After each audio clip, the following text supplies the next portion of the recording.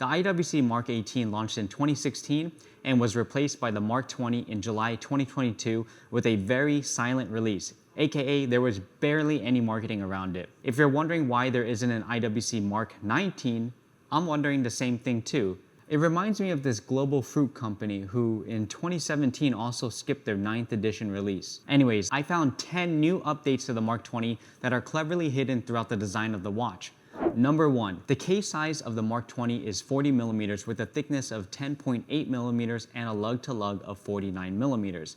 This makes the watch wear slightly thinner, but the more important thing is that the lugs are shorter and hugs the wrist better. If I had to choose, the Mark XX definitely fits better just to the lugs alone.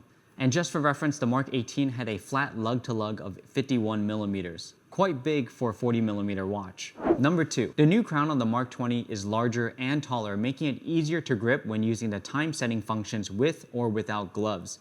You can feel that there is more threading involved when unscrewing or screwing the crown. Large crowns on pilot watches are not unusual, as pilots would regularly wear gloves in flight, and a larger crown meant that the pilot didn't need to remove their gloves to use the functions. To me, it looks proportional.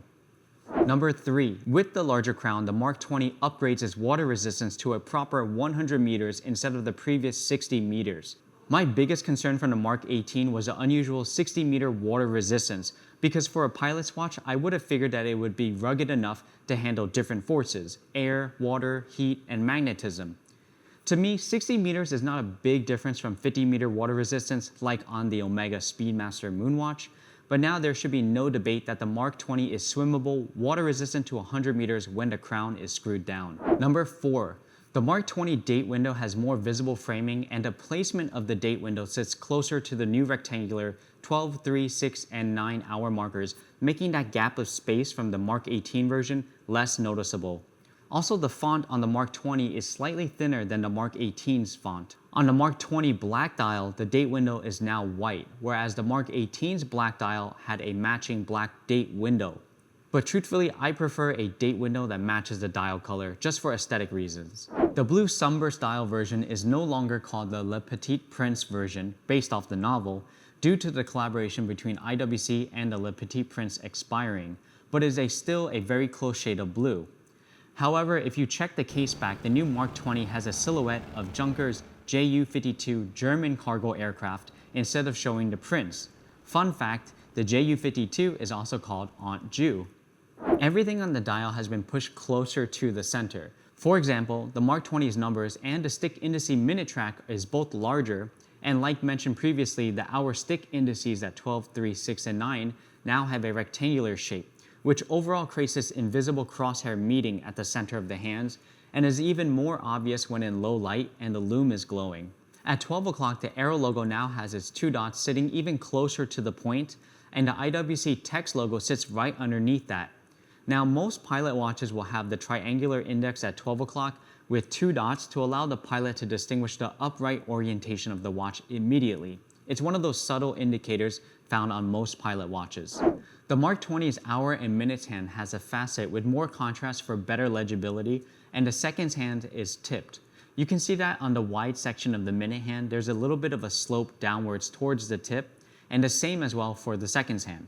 On the Mark XVIII, the seconds hand is level with no tipping.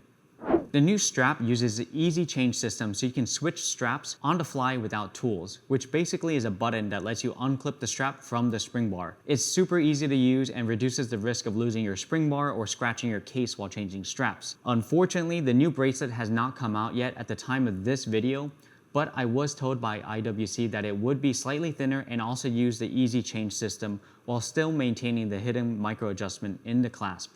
When a new bracelet comes out, I'll make a YouTube short to show the differences. The Mark XX movement is now the caliber 32111. It is an IWC manufactured automatic movement with 120 hours of power reserve, still beating at 28,800 vibrations or 4 Hz.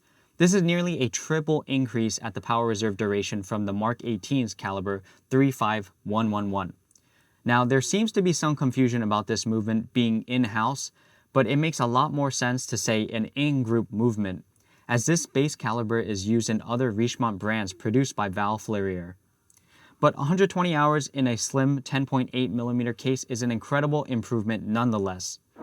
And the last detail, possibly the most important for those, is the new price. I apologize. I know the price isn't really an update, but the number 10 just sounds so much better than 9. Oh wait, I get it now. These new Mark 20s on strap are priced at $5,250, which is a $750 increase from the Mark 18's $4,500 priced on strap. Since the bracelet version of the Mark 20 hasn't been released yet, we should expect that to be in the $6,000 range. Personally, for me, the most important aspects are it wears better, it runs longer, it's more water resistant, the dial has better symmetry, and strap changing is easier, on top of an 8-year warranty on any new IWC watch purchases. And reading comments on this watch before making this video made me realize how many people really care about this collection.